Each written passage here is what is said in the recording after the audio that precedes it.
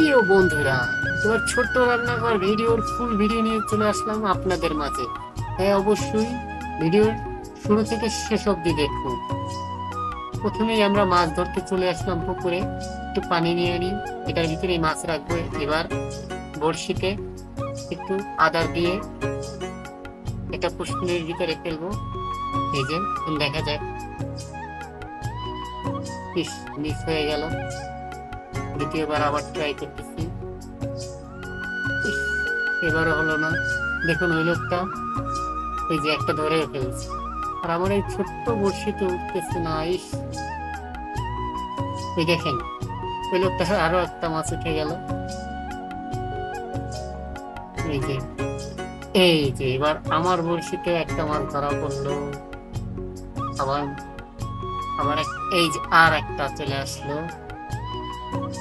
বন্ধুরা, যারা ভিডিওটি নতুন করে দেখছেন, আমার চ্যানেলের নতুন দর্শক, তারা অবশ্যই ভিডিওতে একটা লাইক দিয়ে চ্যানেলটি সাবস্ক্রাইব করে দিবেন। আমি এরকমের আরো নতুন নতুন ভিডিও নিয়ে আসবো আপনাদের মাঝে। তো ভিডিওটি একদম শেষ অবধি দেখুন। এবার আমি রান্নার জন্য প্রসেসিং করতেছি মাছটাকে। এই যে মাছটাকে পুরোপুরি কেটে পেট থেকে সব ময়লা বের করে তারপরে মাছটাকে ধুয়ে ফেলবো। এই যে ধুয়ে নিলাম, এবার আগুন জ্বালিয়ে নেব চুলার। তেল দিয়ে নিলাম। এবার মাছটাকে এই যে একটু দুধ মাখন দিয়ে ভিজিয়ে তারপর এটাকে ফ্রাই করব। যে এটা হয়ে গেল, এটা ফ্রাই হয়ে গেল। এভাবে আমরা যে কয়টা মাছ ধরেছি আজকে, সব কয়টা মাছ ফ্রাই করে ফেলবো। এই যে আরো একটা মাছ ফ্রাই করে ফেললাম। এই যে আর একটা